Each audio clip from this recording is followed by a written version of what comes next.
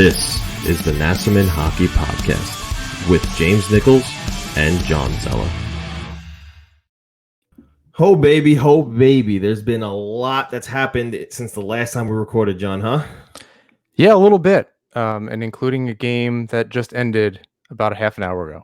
About a half hour ago, we're going to get into it. But before we do, we just want to talk to you about DraftKings before we get to On the Island. This week, On the Island is brought to you by DraftKings. The tournament is finally here. The brackets have been set, and the teams are ready to hit the court. And DraftKings, the leader in one-day fantasy, is celebrating with their largest free college basketball survivor pool ever. How large? $1 million in total prizes up for grabs. Get in on all the action this week. Download the DraftKings app now, enter code THPN during signup, and enter the free $1 million survivor pool. Again, that's code THPN to enter the DraftKings free $1 million survivor pool. Eligibility restrictions apply, and terms and conditions apply as well. See DraftKings.com for more details. But like I said, John, let's get to On the Island. We're going to do that first this week and only this week. We have a lot to talk about regarding the Islanders. We've got some really special, fun guests coming on the show within the next few minutes. But let's talk about the Islanders versus the Devils series that just passed this week. Games 1 and 2, much like last week. They got the job done like they were supposed to. You know, we said last week against the Sabres, yeah, it's an inferior Sabres team, but they had a job to do, and elite teams go out, they beat the teams that they're supposed to beat, swept the Sabres. They did the same thing this week, and, you know, despite it being the Devils, they're still far superior to the dumpster fire that's going on in Buffalo right now. Their good players are playing well. You know, Absolutely. They're Jack Hughes to your Taylor Hall or your Jack Eichel. No, you know, I don't know how to compare those players necessarily, but they're all doing what they need to do. And they're, Blackwood's really good. He's been around that organization for a really long time. People forget. He's still young. Yeah, he is still pretty young. I remember because Keith Kincaid got signed and Blackwood was around, and that was a whole trying to figure that out kind of behind Schneider, and then Brodeur was around. So there was a few goalies that were kind of humming around that organization, and Blackwood's the last one standing. Wedgwood's also been around for quite some time. He's really been more of a career AHL guy. Again, him and Kincaid were going at it in it was Albany, and then I don't know that Kincaid made it to Binghamton or not, but in Albany they were duking it out, and they've both been around, and it's a little bit of a carousel. But Blackwood, too many Woods, Miles Wood, Blackwood, Wedgwood, they need to get a little more creative, I think, with the last names. They need to draft better or something. Right? Yeah, they have the choice, so they must. Well, we have like the Pelech Pulak. There was a whole mess of those. True, we had for some time. Yeah, we had a lot going on too. But you know, they're a good team on the right track. They have the Nico Hischier, the Miles Wood, who is kind of Brock Nelson, Anthony Beauvillier mashup. Yeah, he drives the net. He's got speed, a little bit of snarl. I think that's really good. They have some of the right pieces. I put it together. I saw an interesting tweet today from our good buddy up in Toronto, Nick Alberga, and he said Miles Wood's going to be this year's Barclay Goodrow, isn't he? And I was like, oh man, that's actually a pretty good get at the trade deadline if the Devils do decide to move on from him. I don't know that they. I don't know that they would, but Palmieri I see, but we'll talk about that a little bit later. But we have a guest. We do have a guest, and we're going to bring on our buddy over from Devil State of Mind, Neil, to the show. So Neil, thank you so much for joining us this week. What's going on, buddy? What's going on, guys? It's a pleasure to be on the podcast. I appreciate that. You know, it's obviously a little bit hard to pronounce my last name. So for those of you that would like to know, it's Villapiano to be exact. But no, I'm happy to be on. I'm in a better mood than I would have been if I was on 2 days ago with you guys. But I am doing well, and I like that you guys were bringing up guys like Miles Wood. I mean, Miles Wood actually got the game-winning goal tonight in our win against Buffalo, and I know it's Buffalo, but for us to still find a way to win a game in front of fans is still a great feeling nonetheless. So is Miles Wood part of the solution going forward for the Devils? That's a tough question because Miles Wood's been with the Devils for a couple of years now, through some of the lean years with John Hines and the Ray Shero era.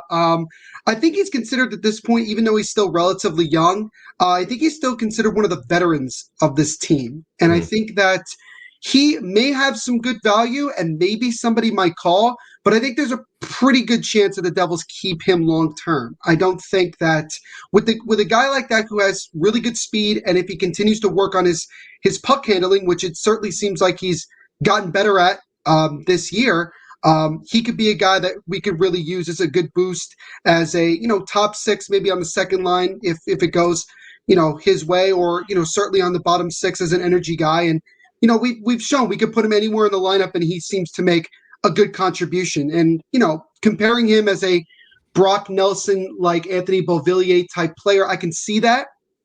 But yeah, I would say that he's probably more part of the solution long term, considering the youth that we have on this team.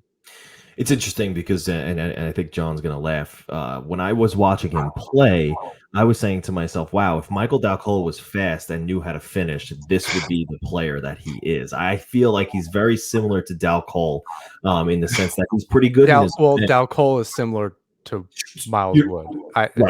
Sorry, let me switch that around.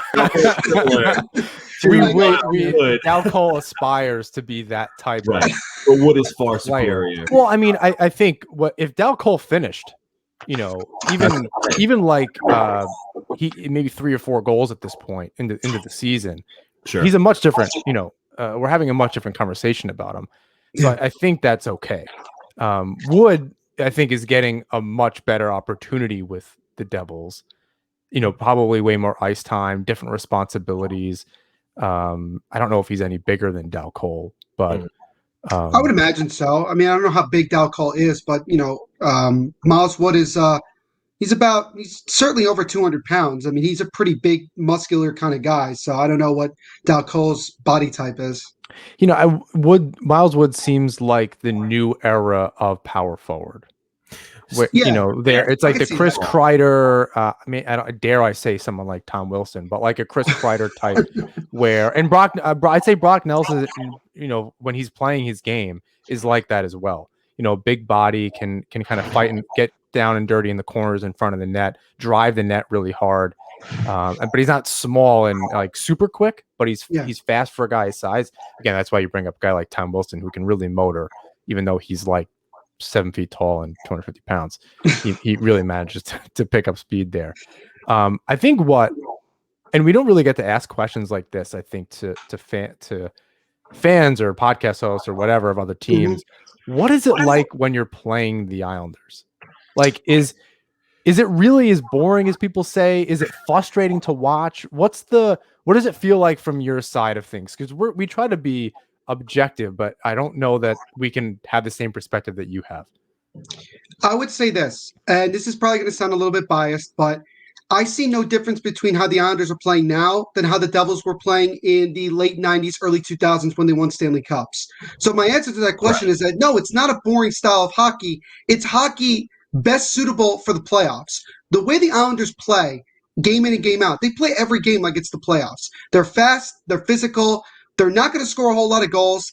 And the best thing about them is that they have 4 deep lines. Like, they don't have just 1 or 2 lines that carry the team. They have 4 lines that come at you and come at you in different ways. Let's face it. I think the Islanders have the best 4th line in the National Hockey League with the likes of Matt Martin, Casey Cizikas, Leo Komarov, if you want to throw him in there just for sakes. I think Leo's mostly on the 3rd line now, if I'm not mistaken. He's playing left out, which I think is good. Well, that's true. Cal Clutterbuck is the other. Right. The other guy. And the way I watch it personally is that I'm not bored by watching them play because, again, like I said, I have experience seeing this type of play before. And I knew that once Lou Lamoriello took over on the island, that he was going to create a style. He was going to bring that style to the Islanders. And that's why he got Barry Trotz, because I feel like, Barry Trotz won a cup in Washington, but I don't think that was really his team, if that makes sense. It was more like they had already built that team. They just needed the right coach. What you're seeing on the island is much more of who Barry Trotz really is, the type of hockey that he wants to really play game in and game out. He wants his team to be physical, to not be pushed around, and to slow teams down, to slow the game down. And I think it works to their advantage a lot. Unfortunately, it didn't work tonight, but in many of the games, especially on this previous winning streak, it really does work. And I think that watching it is really impressive, and it's built for long-term success once you get to the postseason. It's interesting because I wrote an article with the Hockey Writers not too long ago about how the identity of this team predates what people really think about when you think about where the Islanders have been maybe the last 2 or 3 years. That really, I mean, you can go back to Fight Night 2011, but if you really bring it back to a little bit forward from there, rather, the 2013 season and that playoff series against the Penguins, that's really where you see some of the, cases Sedika starts to shine in that series. The identity is really forged then.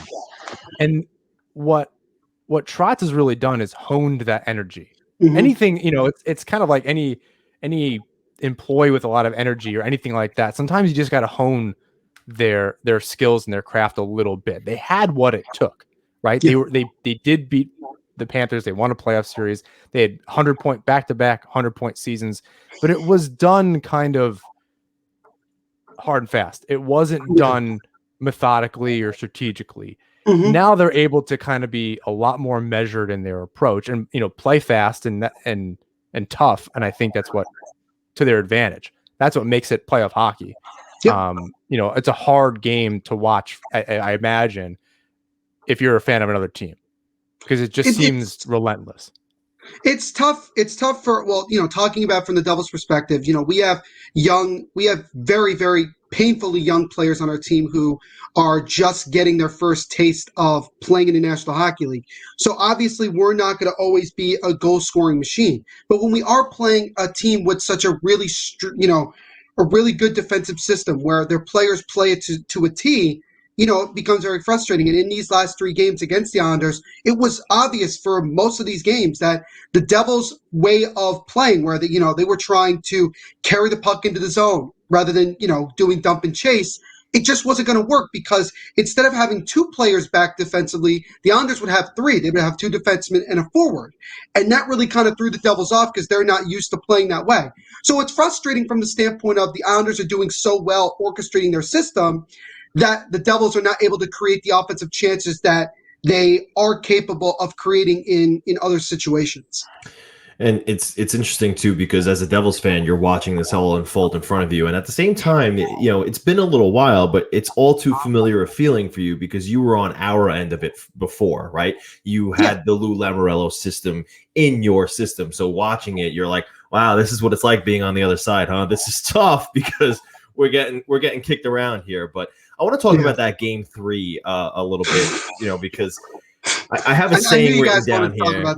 I do. I have a saying written down here, and it's sometimes you have to be good to be lucky, and then sometimes you have to be lucky to be good. And that's exactly, in my perspective, the Islander perspective, what happened on Sunday night when the Subban scores the goal in overtime, and I'm like, the mindset for us is, okay, get back to it on Tuesday. Restart the win streak, collect as many points as you can again. It's going to be okay. They're gonna right the ship. Suddenly, I see Trotz not moving. He's not budging, and I'm like, oh boy, you're not beating us twice. He knows happening. The league is going to review it. He looks at the iPad and goes, okay, everyone. He had to get Matt Martin back from the locker room. But and then Matt Martin was back on the bus while they were viewing the play. I mean, that's right. How much he thought the game was over. And then you hear Butch Goring go, oh boy. And I know he's thinking it too. You're not beating us twice. Push comes to shove. We end up winning in the shootout. And all I'm thinking is, wow, this is great. Poor Devils. What was that feeling on your end as a Devil fan? What was going through your mind? Because for us, it was like, hey, point streak continues. 9 straight games. Who's better than us? What was it like for you guys? Well, it really was just, a wave of emotions going up and down. I mean, you start with PK Subban scores, and right at that moment that, because Subban has been, for the most part, pretty much a disappointment since he got to New Jersey. That was his biggest moment as being a member of the Devils. Scoring that type of goal was huge. That can't be it. That's incredible. It is. Trust me. Unfortunately, it really is. He wasn't. When did he show up with the Devils? He showed up last season. He showed up in the offseason of 20. It's only been 2 seasons before the 1920 season began. Oh, yikes. Okay, yeah, so he missed that. I guess that was 17-18 playoff run with Hall. Yeah, right? he wasn't there. He wasn't there for that. Yikes. But, okay, I'm sorry. Continue. No, it's fine. It's with trying to make you feel better. I saw Taylor Hall tonight, and I did not feel good. So it's fine. That was terrible. He actually got I think he broke his nose or something. He got hit with a puck up high. PK Subban knocked him down. Yeah, and he took a puck right in the chops. Yeah, and Subban and Hall had a little bit of a pushing and shoving after that. But, it is what it is. But anyway, when Subban scored, I didn't scream or yell. I fell to my knees and fell flat on my face because it was more of a relief that, oh, thank God, we finally won a game at home in front of fans. Because, newsflash, before tonight, we hadn't done that. We hadn't even won a game in front of fans, and we haven't won a game since January 24th or 26th of this year. That's how bad it was going into this game. And I'm trying to tweet out Subban scores. I look up and Steve Cangelosi's going, oh, wait, they're challenging it. And I go, don't do this. I said, don't do it to me. And you hearing on the broadcast from the Devils' perspective, they can't really come up with a conclusive evidence to say, yeah, this is offsides. To me, it looked like, early on, okay, they're probably going to look at this. They're going to say it was still onside. Good goal. It's fine. But the longer that it went on, the more I was like, they're going to overturn this, aren't they? And sure enough, oh, no. Comes back, waves no goal, and you could see PK Subban have the biggest smile on his face. The whole team knew right then and there, yeah, we're not winning this game. There's no way we're winning this game. And even though the Devils did get a power play and basically dominated the overtime period. Oh, the Islanders played like shit. Yeah, well, that call against Brock Nelson in overtime was kind of ticky-tacky, in my opinion. It wasn't really that big of a penalty. I don't know why they called it, but to me, it was a compensatory call for calling the goal offsides. That's why I think they made that call. But no, I mean, we don't score in overtime. We go to a shootout. And again, we're right there. We score first. All we got to do is make one damn save against, I believe it was Anthony Beauvillier, and we win the game. Nope, he scores. All right, whatever. And then comes Oliver Wahlstrom, who has been a pain in my ass every time he's played against the Devils. Him and Kiefer Bellows, who hadn't had a point this entire season, goes to New Jersey to replace Anders Lee and scores 3 goals in 2 games. But, anyway, Wahlstrom scores, and I wanted to cry. Honestly, I'm not going to lie to you guys. I wanted to cry. I was just we went through all of that to still lose the game. And everybody on Devils Twitter was like, oh, we still got a point.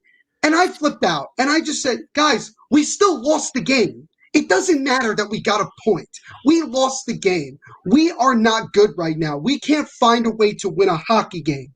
And it was just such a gut-wrenching thing. And talking to my friend IslesGirl3 on Twitter, Kim Moisa, for anybody that knows, she's one of my closest friends. She direct messaged me on Twitter for 2 hours, just letting me just go off. She was like, I feel so bad for you. And I'm like, thank you. And she goes, welcome to being the new Islanders. That's what she said to me. And I go, oh, great. This is just what I needed to hear tonight. But, it is what it is. It would have felt worse talking about this had we not won tonight against Buffalo, because if we had lost to Buffalo, that would have been rock bottom for the entire season, to lose at home to Buffalo.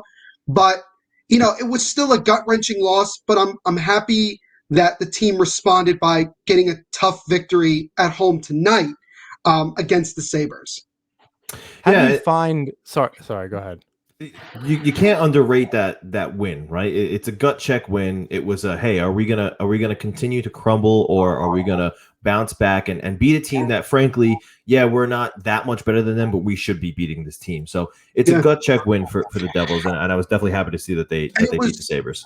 And it was tough because we scored first, but then gave up back-to-back goals in the span of a minute, and one of them to Jeff Skinner, who hadn't scored in however long. And we know all about that. We know all about breaking goalless streaks. Islanders are notorious for that. So and the Devils are notorious, especially the last 4 or 5 years, of doing that. And I remember I tweeted out, I said the Sabres hadn't scored in 177 minutes, and the Devils just gave up 2 goals in less than a minute. And that's when it was 2-1. I said, we're losing this game. And that was a negative way to look at it, but the way the team had been playing and the way the team had just given up in these games, that was really it. And what was hard was after the Devils had lost to the Islanders the first game at the Nassau Coliseum, Damon Severson, after the game, said that in years past, this team had given up on games, on seasons. And I got pissed off at that because, number one, someone finally admitted what we all knew, but the players would never admit it. And number two, what was the difference between those last 4 or 5 years and this year? It feels like the same thing. And a win like against Buffalo is not going to change a whole lot. I still have my personal opinions on the management, the ownership of this team and where this team is going. It's just great that we were finally able to get off the schneid and win a game at home. But, it was a gut check type of victory, and we'll see how they do against Pittsburgh on Thursday. It's our first matchup against the Penguins, and we usually have pretty decent success against them. So hopefully we could do that this year. Yeah, you guys have 8 games coming up against the Penguins. They haven't met yet this season, so it's gonna be a tough ride. John, you have something for Neil? Well, I was say before we let you go, in a season like this, and maybe the last couple of years, how do you find success as a fan? Like, how do you define that as a team like this? Like, what are you looking for in your team that's like, okay, that's what we want to see. Like, in the future, this is going to work out, or, what are a couple things? That's a really tough question because I feel like we've had different experiences with where we feel like we're reaching that point. I guess I would say consistency, where players are actually showing that they are progressing the way that everybody expects them to. Jack Hughes, Nico Hischier, Mackenzie Blackwood, and just some of the other young guys we have, Sharon Govich, Yanni Kuokkanen, Mikhail Maltsev, Jesper Bratt, Pavel Zacha, Miles Wood. I want to see them not only progress individually, but start to find ways to win these games. And that's what we saw early in the year when they were winning games they weren't supposed to win. I want to see more of that moving forward. And I also want to see management/ownership try to go out and get a big name or two, because I feel like that's what this team needs. We had that when we had Taylor Hall. We need it again. And I know that we can build through the draft and maybe create 1 or 2 big name players of our own. I understand that. But we are still lacking dramatically in goal scoring consistently, and we're still lacking in defensive help. And we do have a lot of cap space, not just this year, but for years moving forward because of the way we've done things over the last couple of years. So I would like to hope that the team starts to make aggressive moves. So to answer your question fully, I want to see management/ownership make some aggressive moves that clearly show, okay, we're trying to start winning games here. We're trying to make this team better for the now as well as the future. And that's really all we want to see. And Devils fans, we're so passionate. It's the only team in the state that has the state's name in it. We take great pride in the team playing for New Jersey. And all we want is to just see this team become good again. And that one day down the road, we could be good enough to compete for a Stanley Cup, because it would mean a lot for the state of New Jersey and the Devils organization themselves if we were able to win a Stanley Cup in the near future.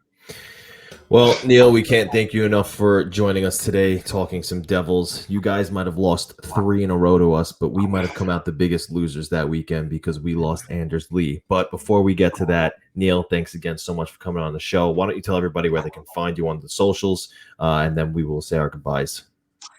Sure. You can follow me on the Devils State of Mind Twitter at Devils State, Instagram at Devils State of Mind, and also like and subscribe to our Facebook page. You can follow me on my personal Twitter at THENVPSHOW, and my personal Instagram at NVPQB11. And also, I have 2 books that are out on Amazon right now, Meet the Mets Mess and JETS Pain, Pain, Pain, which in both of those just explains about the pain and suffering of being a Mets or Jets fan. But if you're both of them, then you kind of understand it. But if you know somebody who's one of those, or if you just want to support me, go check it out. It's for the price, both of them, of $19.69. And I think you could take a guess why I chose those prices. But that's all I got. But gentlemen, it was a pleasure to be on, and I look forward to coming on again in the near future. Absolutely, Neil. We thank you very much for coming on tonight. No problem. Have a good night. That was Neil from Devil State of Mind podcast. We had a great time talking with him about some Devils and the 3-game series that just passed. Great guy. Yeah, overall. Very knowledgeable on the Devils. Knowledgeable on the Devils, and I liked hearing what it's like to play the Islanders. It's interesting, and we've wanted to do that for a while. And this was we had a little friendly competition before the series last weekend, and we said if the Islanders win the series, you come on our show. If the Devils win, we'll come on your show. Right. I think we knew what would happen. Yeah. I think we knew. It's funny though, man, because talking to him, I'm like, wow, I'm looking at me from just 4 years ago. That's me 4 years ago. Just pissed off because we don't have consistent goal scoring and no defense. And we just know we get a break. Cut to us for half a second, and then it's just taken away, man. It's just taken away. And yet again, we're hearing, oh, that's enough. You're right. Because we have to talk about probably the hardest part of this season. And what just happened to us over this weekend. Like I said to Neil, they lost 3 games.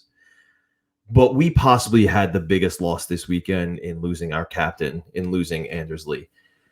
It's a huge loss. It's something you're not going to replace. I don't foresee a trade possible to bring in somebody of the caliber of Anders Lee. I don't see. Look, Kiefer Bellows had a great weekend. He's not Anders Lee. Oliver Wahlstrom is playing fantastic. He's not Anders Lee.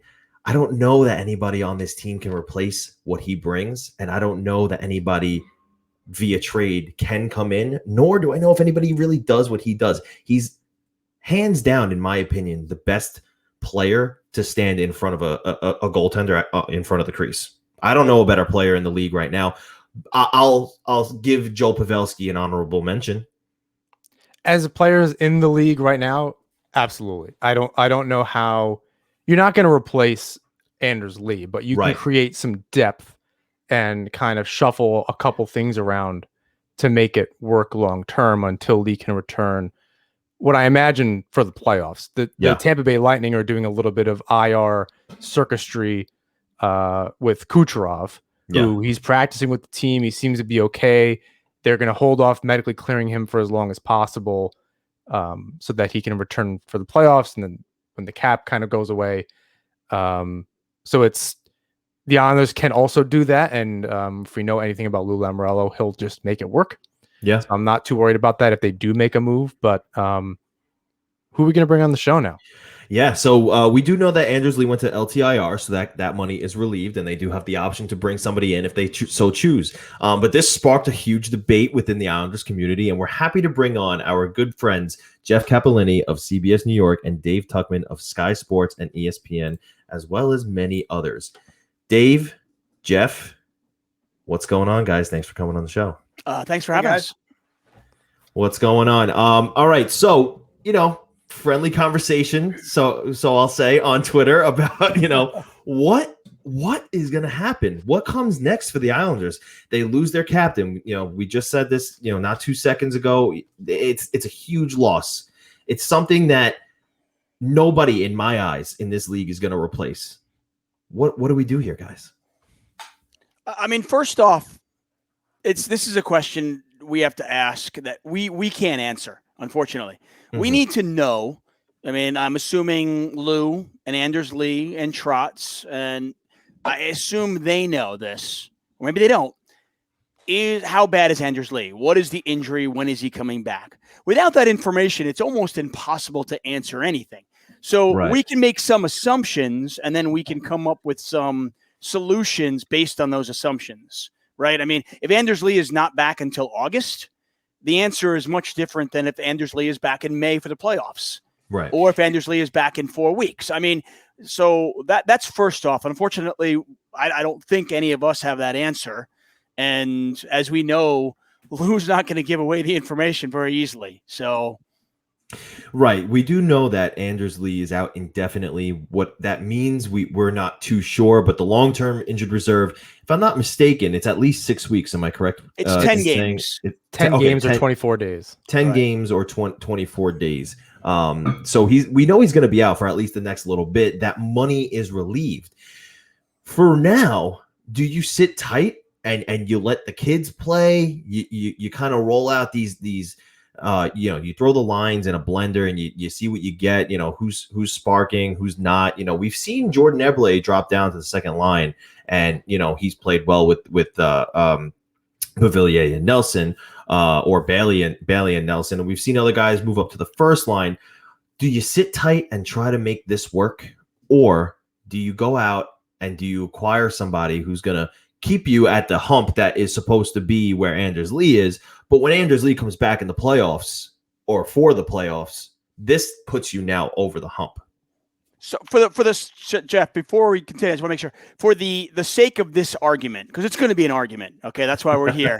For the sake of this argument, can we assume that Lee is coming back for the playoffs or not? Because obviously, if he's coming back before the playoffs, the Islanders can't make any moves. I'm assuming that Lou puts him on LTIR because he's not coming back before the playoffs. But here's what I think we can safely assume: he's on long-term injured reserve to be out for the duration of the regular season. Okay. Once the playoffs comes back, the cap doesn't really matter. So if they want to bring him back, they can, plus whoever they brought on before the trade deadline or at the trade deadline. So I think it's safe to assume here that he's going to be out for at least until the playoffs. Well, under normal conditions, I'm always in favor of proactive GMing. I mean, I think that you have to be adding pieces, and you can't just sit back on your laurels and say, "Oh, this is what we have, and we're pretty good. I think we can make a run." Salary cap obviously changes that. Now, this year, assuming Lee hadn't gotten hurt, this is our team. This is the team we're gonna go to war with no matter what. We saw what they did last year, and they're better than they were last year. At least I think they are. Mm-hmm. They still need scoring. Yes, we know that. But defensively, and they have two goaltenders who are tremendous. So I'm not worried about it. But the Lee injury changes things in a sense that I want them to go out and acquire a player who you would have wanted to acquire even if Lee was healthy.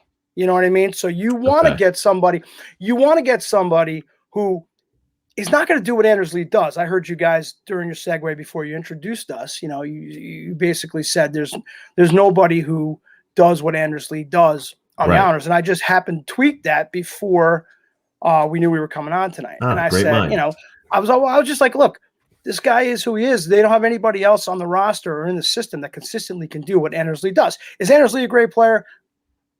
He's great for the Islanders. He does what the Islanders need him to do. He leads by example. He's lethal in front of the net. It's wonderful. I believe that the time has come that you have to go out, maybe not this minute, because you have an 11-point bulge over fifth place, or over whoever's in fifth now, Philadelphia. Yes. And that obviously can change in a hurry over the next two games. But because you have that bulge, you have a little bit of leeway, a little bit of wiggle room that you can let things go for a while. I think the Islanders only need to get into the playoffs. I don't think this fascination with first place, and I know everyone wants to win a division. Forget it.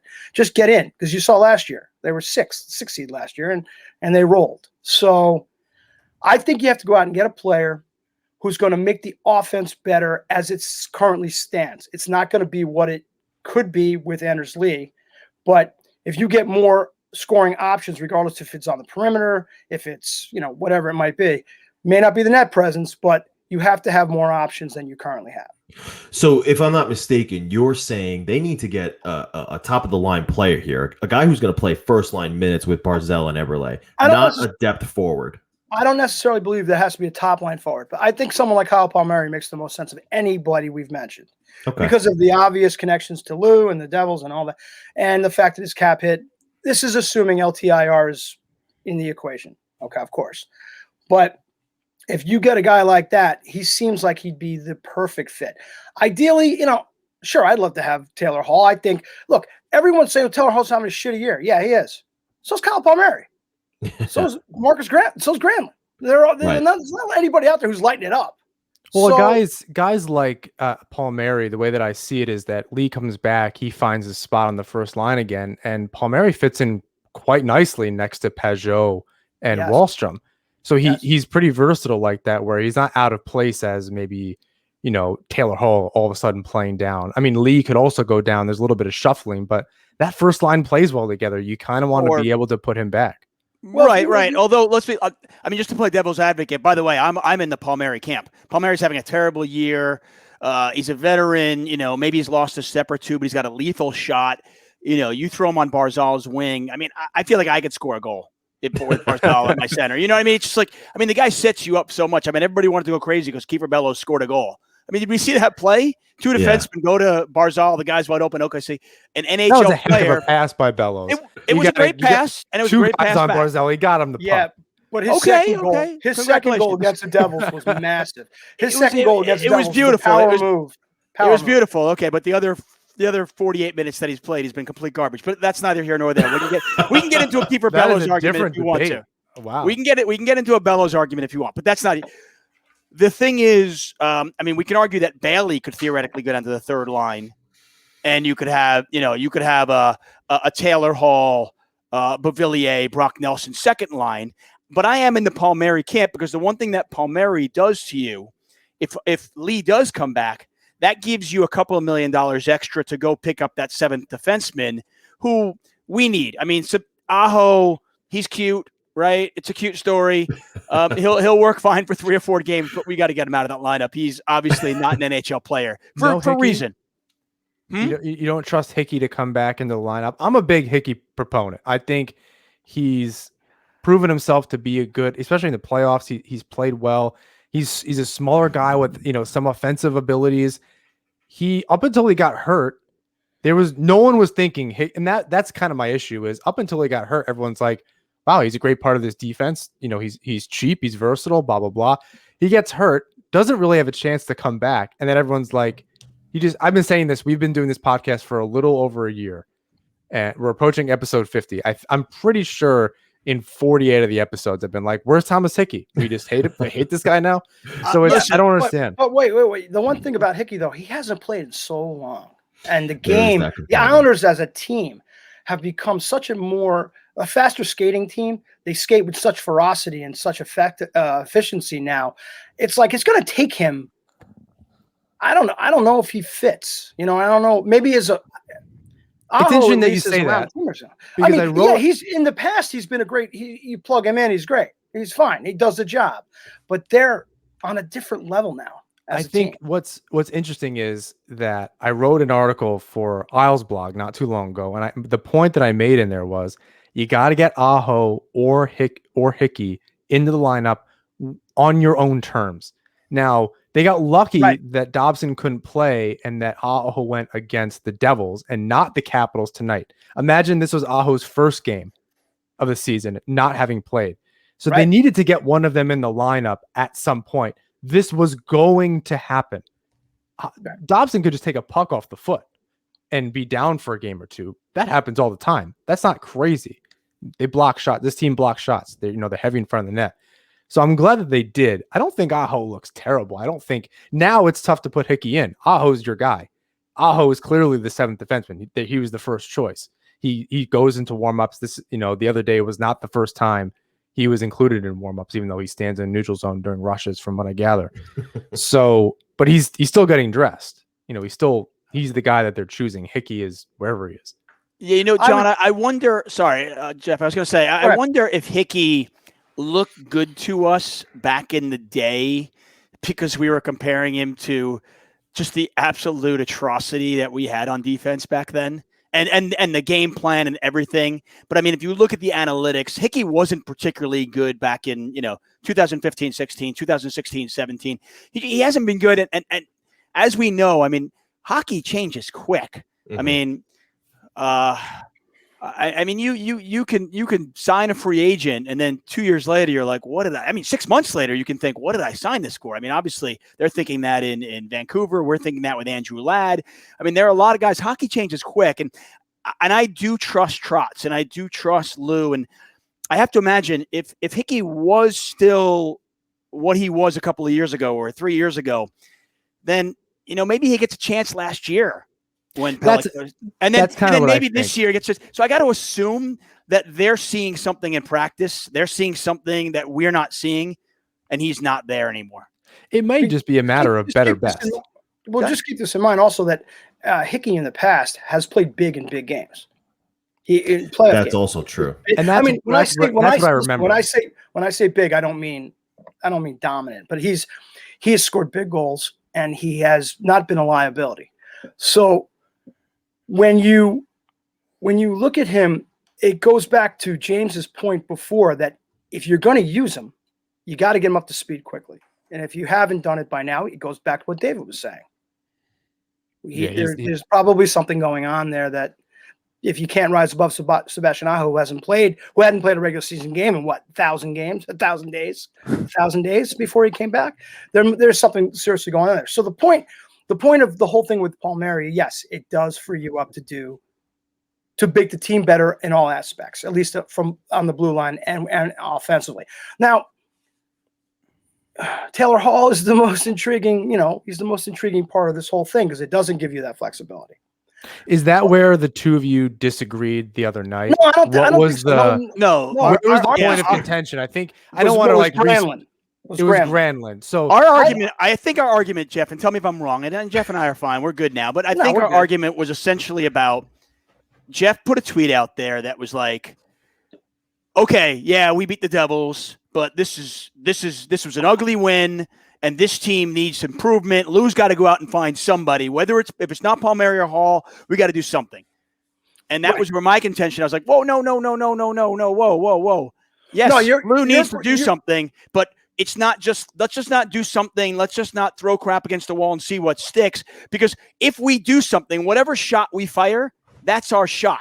If we get Granlund for 3.75, that's it, guys. Thank you. We got Granlund. And Granlund's a really nice third line player. What's Palmieri make? Yeah, Palmieri makes more.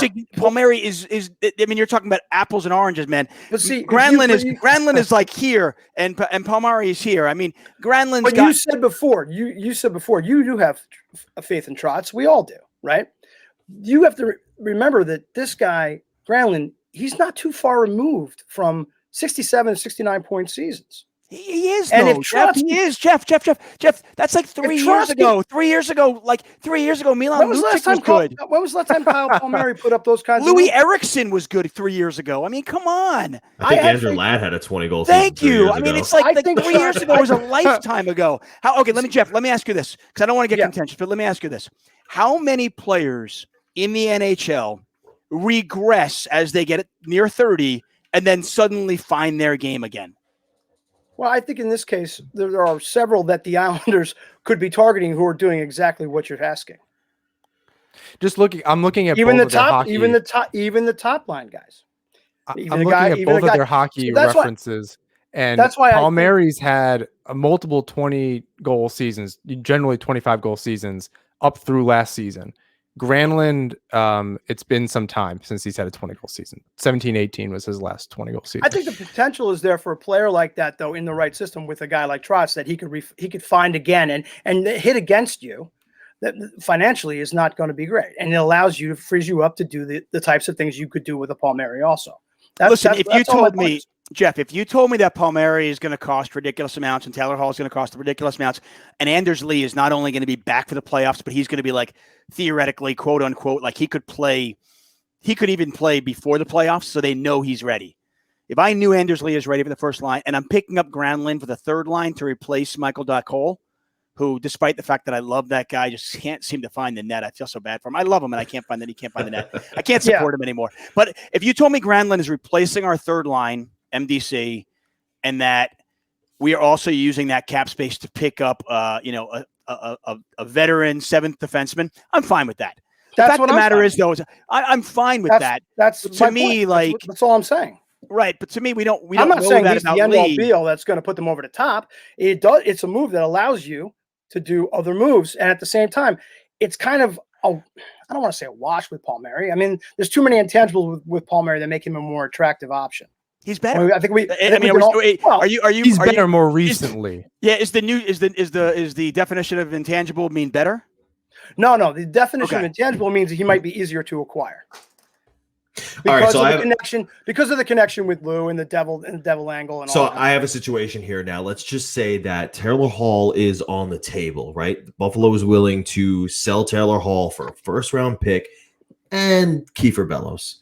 The Devils are willing to part ways with Kyle Palmieri for 2 second-round picks. Nashville says, you know what? We'll part ways with Mikael Granlund. Give us a third-round pick. What lane do we choose? That'd be cheap for Granlund. Is Anders Lee assumed to be playing in the playoffs? No.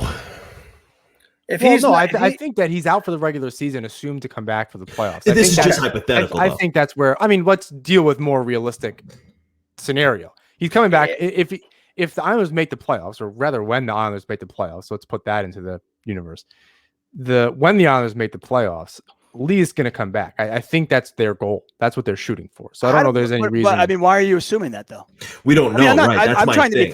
I am a glass half full guy, but I mean, we don't know anything about the injury. I mean, he could have broke his leg. I have no idea. Right. Yeah. He looked like he was in pain. Correct. We know, all we know is that he's out indefinitely. We know that the timetable for that long-term injured reserve is, like you guys said, 10 games. But we don't know if it's going to end at that 10 games. So let's just play it safe. And Anders Lee's not coming back even for the playoffs. Fair enough. Okay. Which player are you taking at that cost? Jeff, let's start with you. I mean, I think whatever allows the team basically to. We are assuming he's coming back for the playoffs. We did say this, right? Lee is coming back for the playoffs. That's how. No, this is if he's not. If he's not, yeah. I mean, you run the risk if you're not going to get that depth defenseman of putting yourself in a serious hole unless you're going to trust a guy like Aho or you're going to trust someone who hasn't played in forever like Hickey. I would be hard pressed. I mean, I'd want to get Hall. Because the cap hit's not going to matter, but. It's probably better to be solidified 1 through 20 than it is 1 through 3. You know what I mean? The way that Trotz likes to run his teams. Yeah, he wants to roll 4 lines and he wants to do it with impunity. So I would have to lean toward let's get a reliable guy we can trust who could either play on the second line or play on the third line. And like we were saying with Palmieri before, you could even bump Ovillier down the third line and play with Pajot and you wouldn't lose anything. You know what I mean? Except maybe the chemistry factor. But I think Palmieri is a guy who could, easily slide into a spot regardless of where you put him. Right. But you're in this to win it and it's a long haul and you just got to solidify yourself any way you can. And 1 through 20 is better than 1 through 3 is my point. Yeah. So does that leave you with Hall, Palmieri, or Granlund? That leaves me with if he's not coming back, I'd really want to get Hall, but I'd want to solidify the defense and get Palmieri. Okay. If we could do both moves. Okay. Dave, where's your stance on this? Okay, first of all, the draft pick compensation. Let's assume the Jets. I heard Neil before he talked Jets. I'm like, okay, hey, the Jets are free agents. I'm excited. Okay, sorry. He made me tired, that Neil. Holy cow! Anyway, I'm a Jet fan. I was like, oh my god. Oh my god. Let's assume the Islanders draft pick's going to be somewhere in the 20s. The draft's going to be in July. 80% of the players haven't played this year. There's going to be no scouting. This is like an absolute crapshoot year. I have no problem giving up my first round pick this year. It's a very good point. I mean, it's just going to be like, yeah, okay. Right. I mean, honestly, you might be just as lucky getting somebody in the second round as you might in the first round because it's just going to be like, who's going to be good, whatever. So I think this is a great year. Plus, this particular draft isn't great. Right, but you're not gonna give up your first round pick to get Palmieri. You're gonna give up your first. No. He said I'm gonna go with Hall. Right, I'm gonna go with James hypothetical. So I have no problem giving up the 1. In fact, I'd rather give up a 1 than the 2 2s. But to me, I think. You guys touched on it. I mean, what makes the Islanders so dangerous, what Trotz loves to do is he runs 4 lines. And what makes, we heard Neil say it before, you hate playing the Islanders. Every team will say it in the NHL. We hate playing the Islanders. Nobody wants to play the Islanders. You know why? Because they come at you line after line after line and it is exhausting. And the only way that works, and we saw it, is when we got Pajot and he solidified that third line. And by the way, the numbers, the lines, they mean nothing. We know that with Trotz. It is what it is. I mean, if the third line, if you put Beauvillier in the third line and that line starts playing, they'll get more ice time. So it's just, they're just numbers. Anyway, the only way the Islanders work, and we've seen this when it was in the bubble, when they're on their win streak, is when they have line after line and they go. Pajot solidified that third line. And for the first part of the season, it was a little bit of a mix. It's like, what are we going to put with Pajot? What are we going to Right. We found something. Wallstrom. And even with Wallstrom and MDC, that third line worked. Pardon me. Even without MDC offering anything, that line worked. But now we have a problem on the first line because you're seeing Barzal. He's trying to do too much. Bellows isn't offering enough on that first line, so we need something there. And to me, as I choke to death here, getting Taylor Hall is just a win. I mean, if Lee comes back and our biggest mistake is, whoa, what do we do with Taylor Hall now? I'll find a spot for him. It's so. I mean, even this way, if I got to put Pajot, Wallstrom, and Taylor Hall on a line, I'm okay with that. It's not gonna, you know what I mean? Like, is that our biggest problem? Are we worried about that? Now, listen, if ownership is okay with paying the money, and we can send like a one Kiefer Bellows for Hall, a one Kiefer Bellows and Thomas Hickey for Hall. So we get rid of Hickey's contract for next year. That makes a lot of sense to me. Now, the compensation's impossible to figure out. That's the thing. Of course it is. Don't know what it's going to be. Now, if you absolutely know Lee is coming back, like if it's just like the injury is fine, it's just a matter of like, hey, listen, we're going to do what Tampa Bay is doing. Kucherev's already skating.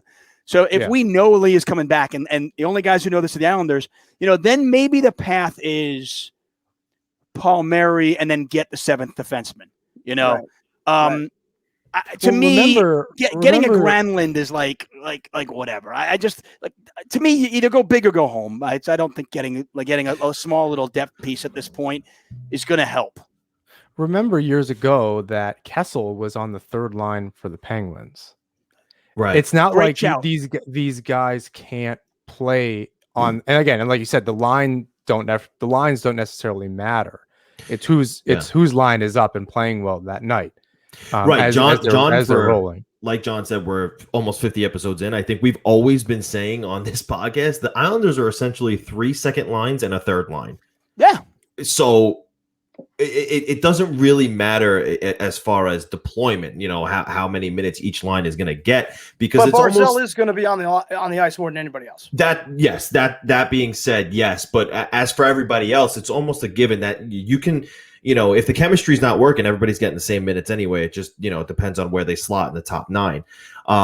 Here's my final question for you both, because we're running out of time here. But we're in this predicament right now where, yes, we know Anders Lee is out. We don't exactly know how long it's going to be for, but we're assuming it's longer than the rest of this season.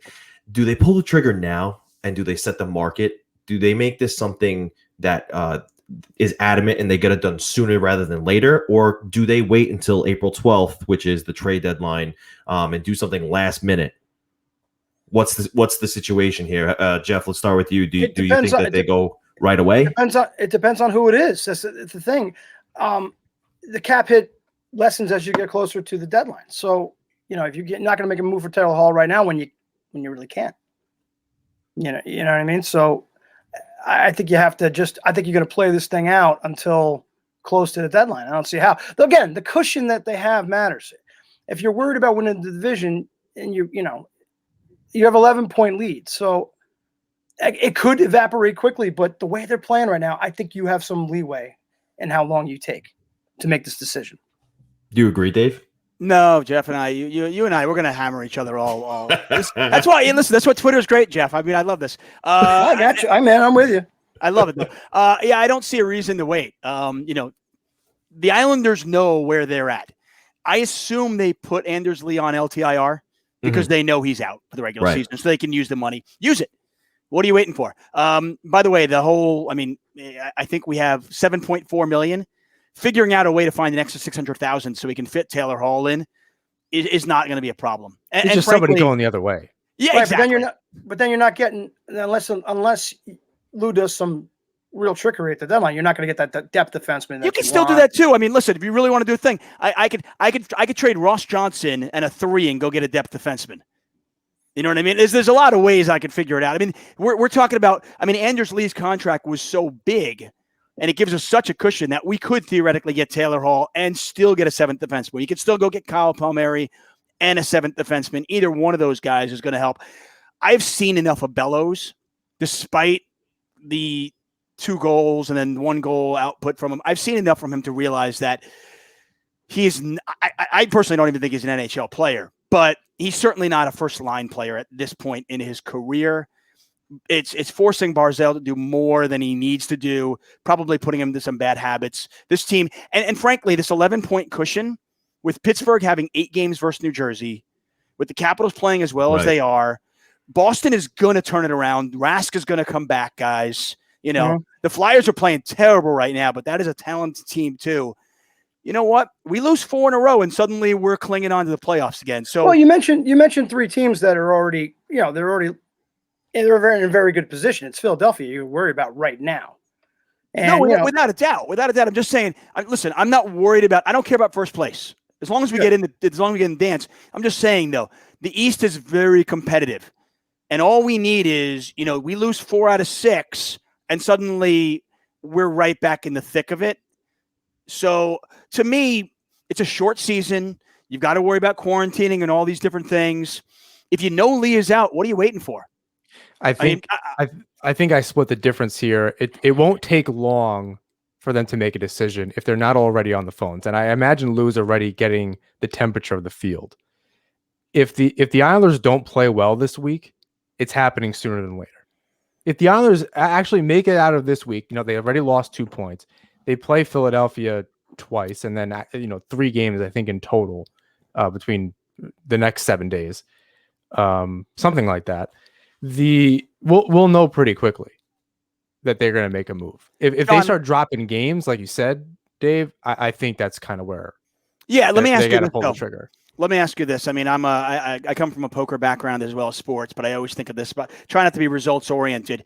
Do you think Lou and Trotz are more concerned with the wins and the points, or with how we're playing? Because I don't consider, even though we got 2 points from New Jersey a couple of days ago, I don't consider that. I mean, so far to me, without Lee, we played 2 bad games. Yeah, they haven't looked that good without Lee. There's no Their first period tonight was great. You're right. First period was great. And that's but they had no net presence though. A lot of what Samsonov did wasn't under a lot of duress. He made some great saves, but they were good attempts. There wasn't exactly confusion in front of them. Right.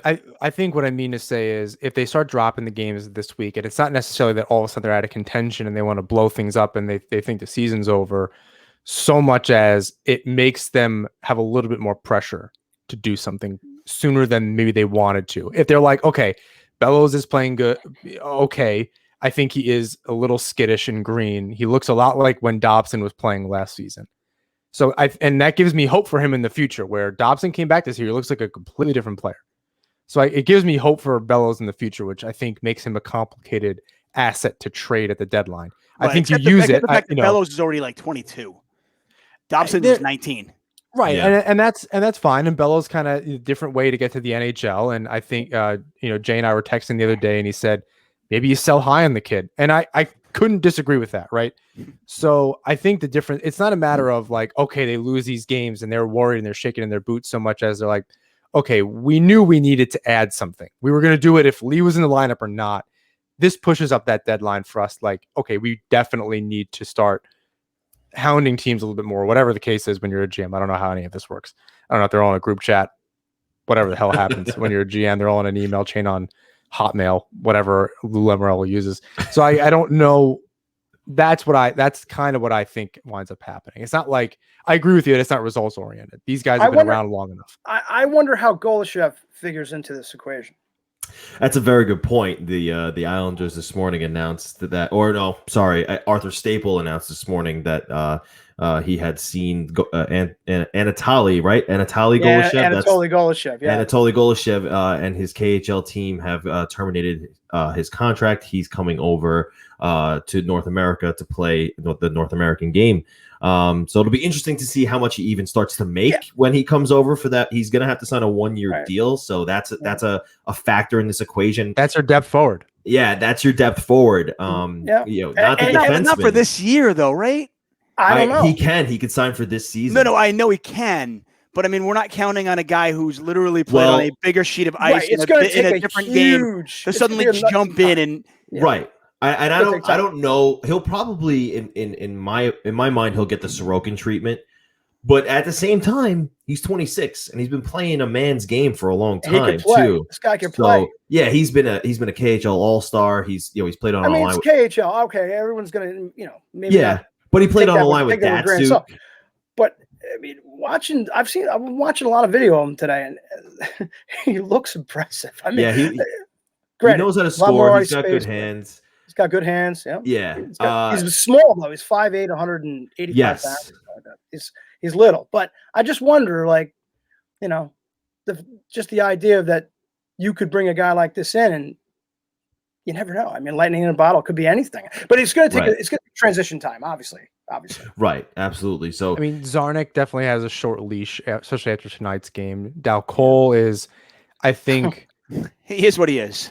I'm not a fan. He is what he is, and I think for a long time I didn't like him. I thought he played he thought the puck was a hand grenade, but I think he's found his role on this team in so much until somebody better comes along. That's the thing, John. See, I agree with you though. See, I mean, if you look at the analytics, and I always go to Hockey Viz for this stuff, but if you go to the analytics, he's basically 0% offensive. Okay, which means he's not killing the offense because he does make some passes and stuff. He's creating room out there. It's kind of like he creates room. He forechecks. I mean, somehow, some way. I mean, he just says brick. It's almost like I'm trying to think of that movie where it's like the guy who just couldn't catch the football, and then one day he caught it. He was like, "I can score a goal now." I mean, it's just like you want to look at the guy and be like there was a point in his career when he was a kid he could score goals, and now it's just like he cannot find the back of the net. I mean, he can only score if it bounces off his leg or his shin or his foot or whatever. But he makes some good passes. He's physical. I personally think our best lineup was with him on the third line and obviously a healthy Lee on the first line. That was, I thought, was our best 12. Do I still want to pick up more depth? Absolutely. But yeah, I think that kind of hurts, hurts Peugeot so much because he can do so many things. It's almost like he needs to score as much as Barzal does. Well, Wahlstrom kind of solves that a little bit. So you got a guy, you got a guy that can kind of create space out there. He's going to forecheck. He's going to get the puck back. He's going to get it to Peugeot, or Peugeot can run in and get it. And then Wahlstrom is ready to shoot. I think it's all chemistry throughout the line. Bailey in that? Is Bailey still? We're assuming still playing with. Where is Bailey now? I don't even know where he is. Bailey is once again passing up a shot and passing it to unbelievable. How many times he's once again passing up a shot? To thread needles through 4 guys to the side of the net. Yeah, the one problem I have with Michael Dow Cole, if Michael Dow Cole, and Michael, if you're listening to this, I love you. I am your biggest fan. Okay, I am. I'm your biggest fan. I think if Islander fans can get away from the fact that he was the 5th pick in the draft, and just separate from that and just go, okay, they'll never get away from that. I know, but if they ever get away from the fact and go, he's adapted his game. That's good. Can he be a solid third line, fourth line winger? Absolutely in the NHL. What he needs to do, though, and so unfortunately, he just hasn't been used in this, or maybe he's not quick enough to do it. If you can't score goals in the NHL, but you're a great forechecker, you better be able to kill penalties. Yeah, I was going to say. Otherwise, you're just not useful enough. We can't carry somebody. You can't. If you're not killing penalties and you're not scoring goals, then that's probably why Uncle Leo was in the lineup a little bit more than him, especially in the playoffs. Absolutely, he can kill penalties, and that's kind of like what Cizikas did for a long time till Cizikas actually learned how to score a few goals every now and then. I mean, and then he became a more well-rounded player who could win faceoffs and do all these things. But this guy, he seems like I don't know if one-dimensional. What is that one dimension? He's a grinder that he plays down. Nobody plays down.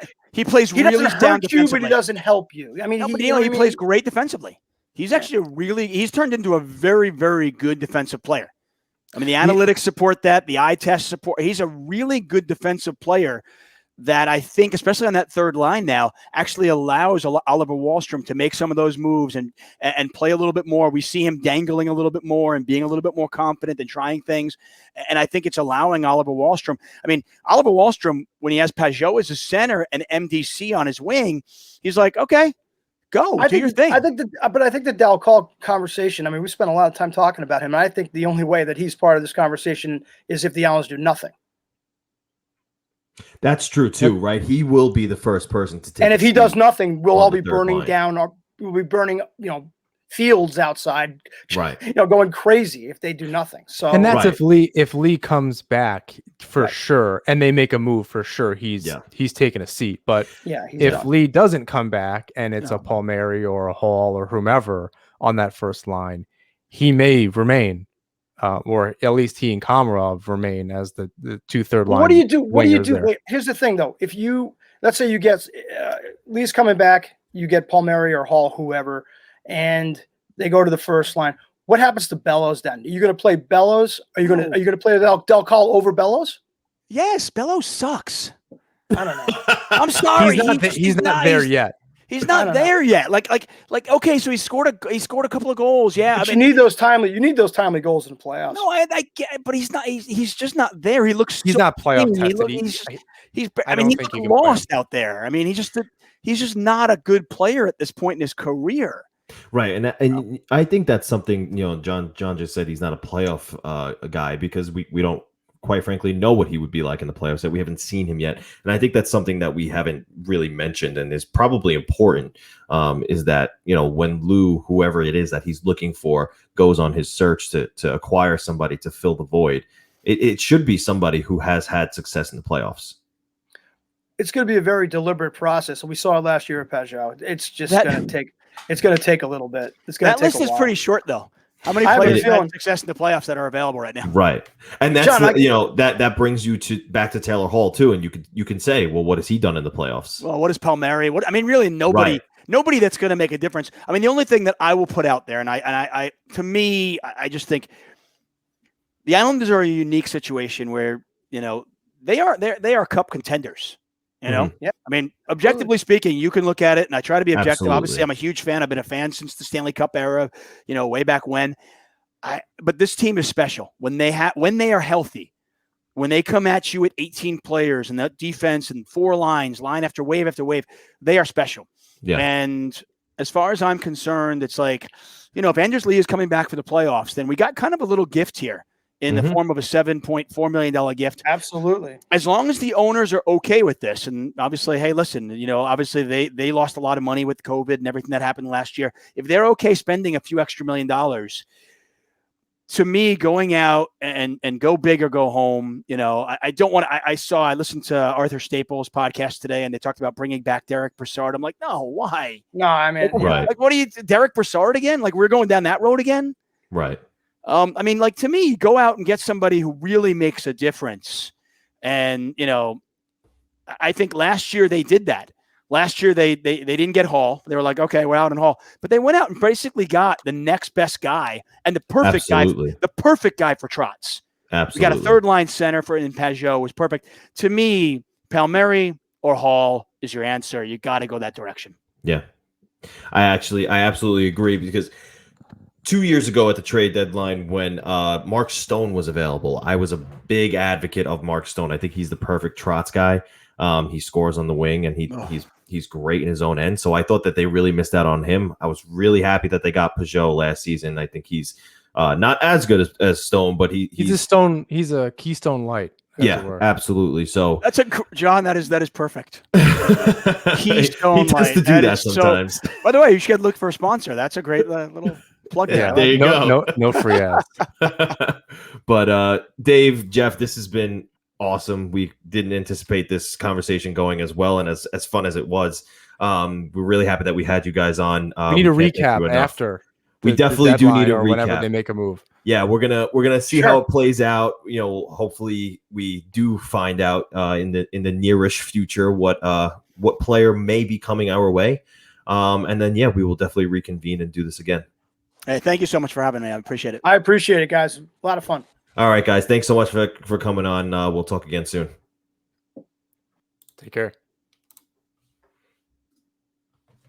That was David Tuchman and Jeff Capellini, and we can't thank them enough for coming on the show. Great conversation about what to do next, John. What to do next? Anders Lee is gone, and I definitely go the side of go big or go home. You got to get somebody who's going to make a difference now and in the playoffs, because like we said, the Penguins get to play the Devils 8 times. And they're sitting in 3rd place right now, so they can quickly catch us. The Capitals, I think, have a good amount of games in hand against the Sabres and the Devils as well. I wouldn't leave it to chance. That's just my opinion on it. You got to bring in somebody sooner rather than later. That's kind of where I am. I want to see them get in early to get some games. Like, look how long it took Pajot to kind of get really involved in the lineup. Yeah. He really came alive in the playoffs, but the games where he came in right after he was traded, it was a little dicey for a second. I don't think we were thinking it was a dud. Right. But it was, it took a second. So right. I'd rather somebody get in sooner than later, if only for that, because there could be a quarantine and whatever the case may be. So that's kind of what I'm looking at. But yeah, we play Philadelphia 3 times. It's the next next 3 games, and then the next night after the 3rd game against Philadelphia, we play Boston. Right. To me, like I was saying to David earlier, I think the team knows where they're going to be. And like I said weeks ago, and then even last week, this is where the rubber meets the road for this team. Mm-hmm. They took care of business. They did what they needed to do. They beat Boston along the way. All that is fine and dandy. But right now they're really going to know what they're made of. With or without Lee, this was the time. Right. So I think the next 3-4 games is when they're able to kind of sit back and evaluate. Can we survive and adapt? Look, if the Islanders lost tonight's game, because we didn't really touch on the Caps game, if the Islanders lose tonight, yesterday, as you're listening to this, and they play the way they played in the 3rd period the entire game, I don't have a problem with it. I don't have a problem with it one bit. They lost a good game and they played well. I don't care about that one tiny bit. The fact that they dropped the ball in the 2nd and 3rd period, give me pause, because then you can think that's how we have to approach these games. They can lose these next 3 games against Philadelphia. That almost doesn't bother me. If they play absolutely atrocious hockey and they're not even in these games, they weren't even really in this game after the 1st period. They were not the same team. Right. That's what's going to move that timeline up a little bit for me as far as Lou Lamoriello is concerned. If I was Lou anyway. And I think that's what bothered me the most, is that not just tonight, but in the game on Sunday as well against the Devils, is that they didn't play a full 60 minutes. And that's not something that we typically have seen from them. Sure. Over the course of this win streak. So the loss of Lee is directly related, right? I mean, we lose him the following 2 games. They're not playing 60-minute Islander hockey. I mean, they do that though. They do. I think the inconsistencies. I mean, I think the 3 games against Buffalo, whether those were quote easy games or not, however you're going to define those or qualify those, I think those were 9 periods or 8 of 9 periods they played pretty much the same. You really didn't see a ton. There was consistency shift to shift from game to game. There was really only 1 period, maybe the 2nd game, where they dropped off a little bit. I think that's what you want to see. Against the Devils, it was like 2/3 of the 3rd game where they dropped off and they weren't playing consistently. And that's my point. And I don't know if it has to do with, Bellows being on the first line and that, Eberle and Barzell trying to make up for some of the rookie mistakes he's making. And now that, the lineup is not as deep with Lee out of the lineup, but that's why I'm of the party where sooner rather than later is better for this team, because, if they're not it's almost like when they were playing in front of Sorokin at first, right? They weren't playing in front of him confidently. Well, now they have Bellows in the lineup. I think Wallstrom's proven himself enough to know that they're going to play well with him in the lineup. But with Bellows on that first line, look, I think it's great that he had a great weekend and he's scored a couple of goals and everything. But like Dave said, the rest of the 48 minutes, he didn't really do too much that you looked at and you said, "Oh, he's a good player." And I tend to agree with that. And like I said, he looked a lot like Dobson. He looked like Wallstrom earlier in the season. These young guys come into the lineup, and it must be a little intimidating playing within all that structure. You've probably not played like that before. You've never been.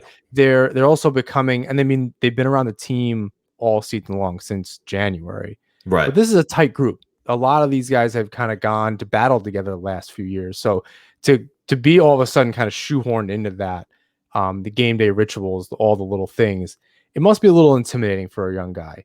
Could be. He's making the most of his time, and I think that's awesome. Yeah, absolutely. I don't know that he's obviously not like Wallstrom became a long-term solution. I also think he's getting sheltered minutes, and that's a good thing. He's getting the way different matchups than Bellows is getting. Which, if Bellows is getting third line matchups, I mean, Bellows scored 3 goals getting first line matchups. Getting that checking line, getting that top defensive pair against him. He's managed to do that. He didn't look great the entire game. Maybe he only scores 1 goal, but looks better overall if he's getting third line matchups. Right. So that's something to take into consideration. He didn't look all that good next to Wallstrom and Peugeot anyway. And it might just be Wallstrom played in Europe. He played in, against men.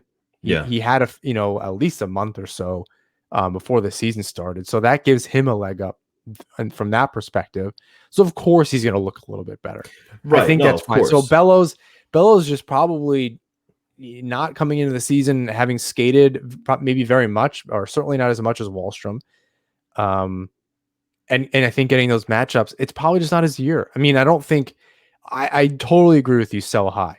If other teams all of a sudden raising an eyebrow or two at the kid, and you can get somebody, I'd rather somebody with term. If you're going to give up a Bellows, give me at least a year, a full season, and a little bit. Well, that's when you could reach out to Nashville and say, "Hey, what's up with Phil Forsberg?" Or you can reach out to Anaheim and say, "What's up with Ricard Raquel?" These are, that was my setup for you. Personally, I really like Raquel, and I think that he could bring a closer game to what Lee brings than maybe Forsberg. Forsberg's more of a sniper. I think Raquel can do a little of both. He can get dirty in front of the net, but he can also score. I have a question for you. Yeah. I know that the Islanders have a bunch of cap issues after this season, and that could be future us's problem. We can worry about, when after the Islanders win the cup, we can complain about that they're screwed for next year, and thank God they won the cup this year. In the meantime, you get a guy like Palmieri, who's playing super consistent, who really could be that third line guy. Do you try to keep him around? Is he a quote off-season pickup? How old is Palmieri right now? I think he's just turning 30. And he's really, other than this season, he's not slowed down. And in an Islanders system next to guys like Peugeot and Wallstrom, think about that as your third line moving forward. Lee will be back next season. Let's cross our fingers he doesn't lose a step. I'm trying to think of long term. How do we actually create that? I'll say this forward group where someone gets injured, you have a Zarnik or a Dalcol or whomever to come in and kind of fill that hole. But who's really dangerous? Like, who's that guy? And I honestly didn't think of Palmieri until he kept getting brought up. Well, right. So I'll say this, if it's a guy like Palmieri who's brought in, you sign him with the way the cap is going. Last offseason we saw only short-term deals. So I don't foresee that changing too much this upcoming offseason as well. So maybe you get Palmieri on a 2-year deal. And that's, to me, for a couple of second-round picks or whatever it may be, I think that's worth it. You have a solid third line now, Palmieri, Peugeot, and Wallstrom, and you let guys like Simone Holmstrom and if Kiefer Bellows doesn't go the other way, you let them marinate down in the AHL, who hopefully will have a longer season and get a better sense of the professional game. So, if it's a guy like him, yeah, I would sign him maybe for 2 years after, since his deal is expiring. If you're going after a guy like Raquel or Forsberg, they're a little bit on the younger side. Not by much. I think Forsberg and I think they're both 27, 26, 27. They're in that range. Right. So I think they're part of that mold moving forward. But anybody that's 30 or over at this point, we have so many of those already. And, you don't want to keep hearing, not that the team is probably thinking about this, but, there's so much conversation on, well, they were the oldest team in the bubble last year. I get it. You don't want to close the window. You don't want to close it sooner than, yeah. You don't want to close it faster. Palmieri at a year or two at $3 million or something like that, I think is fine. Yeah. I'm trying to think of how do you keep the run going without tying yourself up? I don't know that he would necessarily do that kind of deal. I think he wants a longer deal than that, and I don't blame him. That's totally the right move. And as for if he's his agent, was probably telling him the same thing. But it gives him a chance to win. Unlike, that's the thing. It'll give him a chance to win. He'll probably, if he gets traded here, he'll see the culture. He'll see that he has the best chance to win here, or one of the best chances to win here. And if he's looking for a deal that's maybe 3-4 years in term, he might not get that, because again, the market is set right now. Pulak only got 2 years. A ton of forwards only got 2 years on the market. He's not as good as Tyler Toffoli, in my opinion, and he got 4 years for Montreal, and that was a long-term contract. In my opinion, long-term contracts, 5 years and over. So don't get me wrong, I like 4 years of Tyler Toffoli, but I don't see Kyle Palmieri, speak much, getting 4 years. I see him getting, in this economy, yeah, I think that's where all of that needs to land, and I think that'd be really. That would create all of a sudden a really deep lineup. And then you might even be able to switch Bailey and Palmieri at that point, right? And you have some flexibility. Although at a certain point, you don't mess with things just to mess with it. Trotz has even said that as well. So you probably just leave things alone. And if the third line's clicking, it's the second line that's a problem. Deal with that on its own. Don't mess something else up to fix your problem on the right. And line. To answer your question, how do you deal with this moving forward? Right, you get Palmieri on a short-term contract. You give up either if it's a first-round pick, it's a first-round pick. If you give up a couple of second-round picks, it's a couple of second-round picks. But they're drafting a guy either in the first or the second round. Those guys typically turn out to be pretty decent players. So that's partially building towards your future.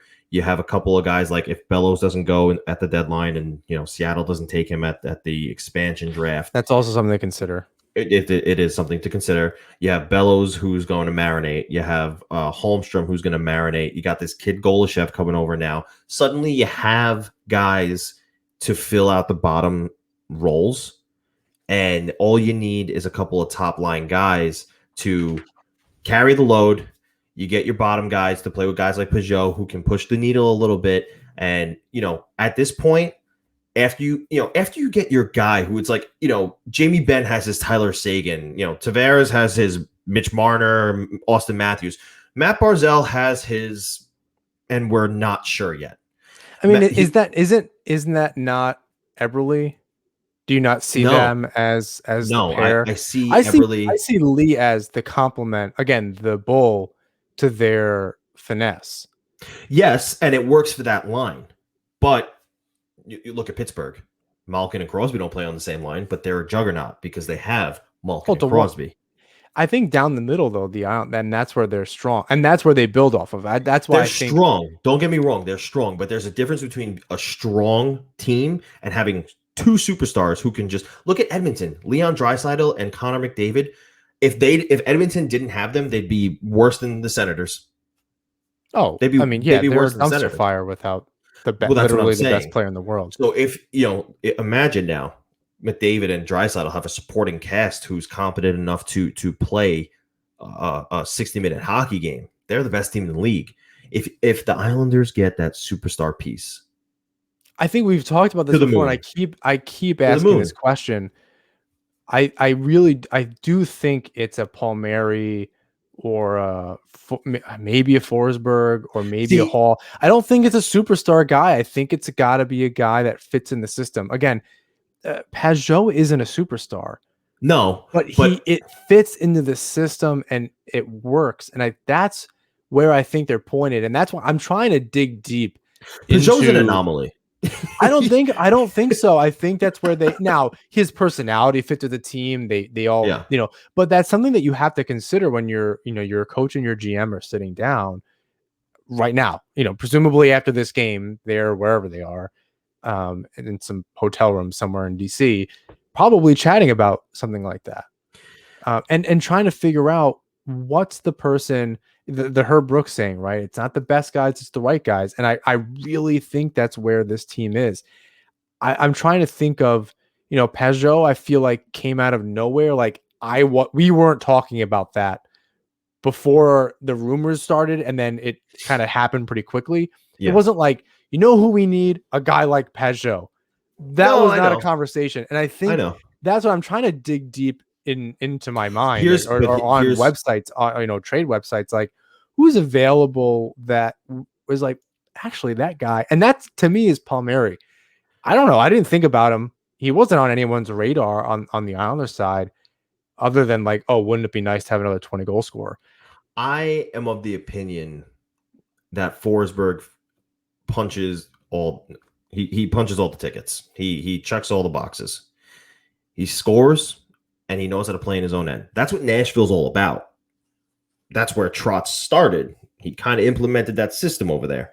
It just makes sense to me. Hines is not doing. I mean, Laviolette, did well there and got them to the cup final.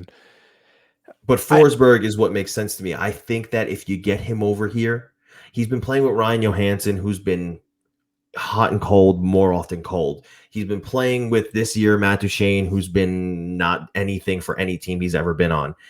To me, if you put him next to Barzal, he's scoring 30 goals again.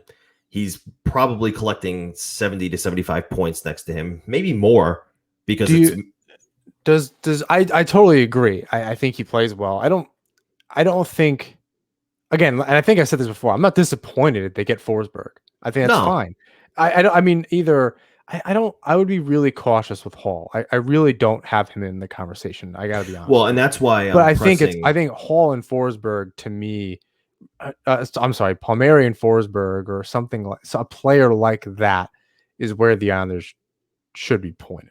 I agree. And I think that what's most appealing to me about Forsberg is he's got that extra year. It's going to cost a little more, but like I said, I'm okay with, and Dave had a very good point. The draft is a crapshoot this year. That first round pick could end up being anybody. It is a super good point. It is a very good point. So that first round pick, I don't know if other GMs see it this way, but it's already got diminished value.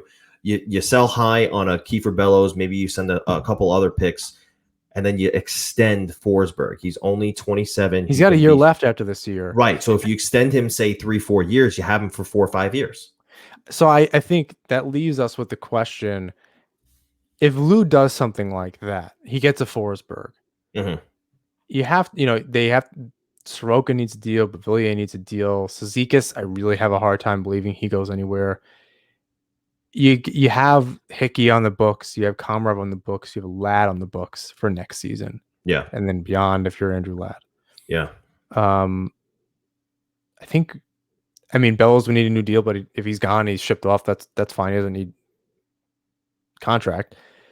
And I guess players like Hosang and others, little deals come off the books. Maybe Ross Johnson's done after this year. Is maybe a couple $1 million, whatever the case is. I have to look at the cap friendly. Yeah. If Lou brings in a guy like Forsberg, he must be confident he can move. Oh yeah, a guy like Ladd off the books, and I think that's that to me that would be foreshadowing. He's not doing that if he doesn't think that he can make a deal with Seattle or doesn't already have a basement handshake mafia deal with them to begin with. Well, that's the thing. I that's think what's getting me right now. A lot hinges on obviously the Seattle expansion, but so much changed when Lee got hurt. I think now the mindset is act now, worry about cap later. So if Forsberg comes at the cost of maybe re-signing Beauvillier, it might happen. I don't know, but we'll see. I think that it's going to happen, or it should happen sooner than later. But if I'm a betting man and I know my GM, I would say that it's probably going to happen April 12th at 2:59 in the afternoon. I think that's late. I honestly think it's by. I have to look at a calendar. I really think it's much earlier than that. I have a super, super hard time believing it's March 29th. If it's any later than that, they're not coming. That last 2 weeks is going to be important for the Islanders. Right. Well, and that's why I say I think it should happen sooner rather than later. Because any more damage done to this team is going to be detrimental. I would say between the 29th and the 31st of this month. Yeah. If that's late to make a move. That is late. But if we called it, go play lotto. Yeah, I mean, like I said, even if it's just for the quarantine purposes of that, depending on where they come from. Palmieri, I don't believe. New Jersey, New York, I don't think have super long quarantine. They may do a team implemented quarantine just to be safe, going from team to team and traveling a little bit. But I don't believe that there's any state to state things to worry about or anything like that. Things are being lifted. And presumably, fingers crossed, things are getting better between now and then. Yeah. But I think you want to get them implemented as soon as possible. Yeah. You don't want them coming in. Right. If April 12th, they're not coming in for 2 weeks. Season's over. And I'm not exactly sure when the playoffs are starting, but it's butting up really close to that. A 2-week quarantine or even a week quarantine just for safety purposes between the two teams. That's a long time all of a sudden. In a shortened, in an 8-week period, all of a sudden you lose a week. And then you want the player to get acclimated, build the chemistry with his line mates and everything like that. So I think that's why, I'll say it again, sooner rather than later. Otherwise, we could be in bad shape. And the heat will be turned up if the Islanders don't play complete games. Yeah. And they wind up dropping these games to Philadelphia. Yeah. Exactly. I think, again, it's a team who's not playing well. A team, and it kind of works in the Islanders' favor, although Philadelphia knows that they can get up for these games. They brought the Islanders to 7 games last summer. They've beaten them twice in overtime this season. Yeah. So it's really incumbent if the Islanders want to prove just to themselves. I don't think that, Matt Martin's quoted, they don't care what the rest of the league is saying, what the media is saying, anything like that. They don't mind not being, quote, underappreciated or undervalued or whatever the case is throughout the league. They can be quiet. They don't mind that. Mm-hmm. But I think to themselves, they probably also believe a little bit. They took care of business, but it was the Sabres and Devils. We got to beat some good teams here.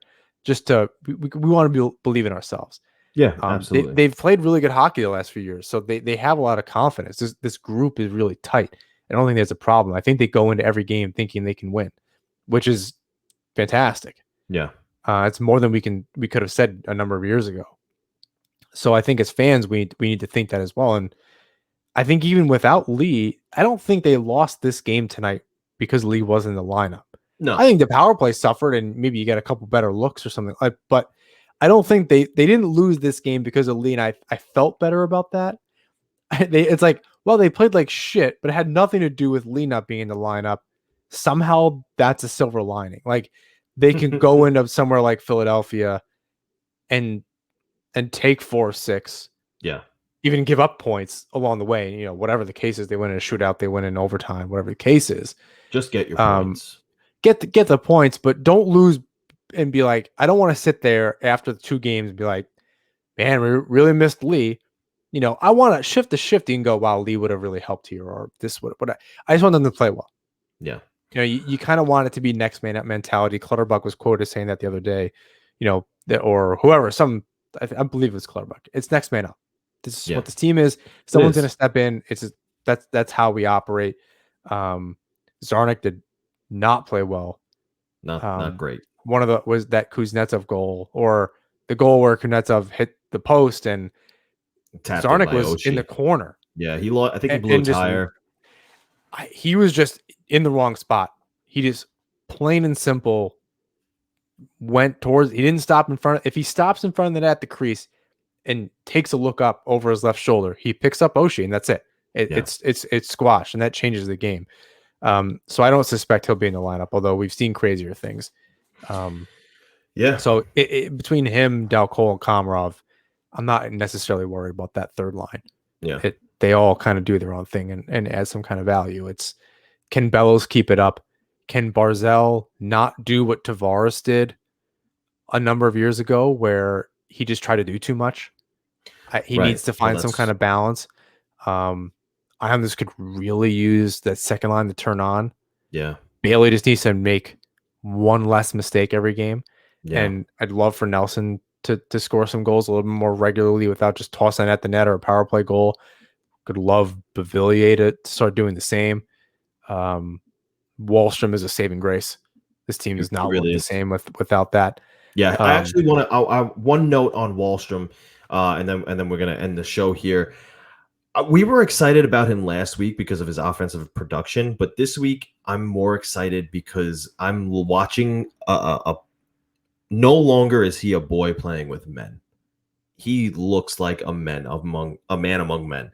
He looked so good. I think tonight against the Capitals, despite the loss, yes, he scored a goal. I'm not even worried about the goal. His forechecking has been great. He's been so good in his own end. He's been haunting the player who's carrying the puck on the other team. I mean, he's been really good. He's been a revelation. There was a lot of talk, amongst not just, Islander fans and the organization. What is Oliver Wahlstrom going to be?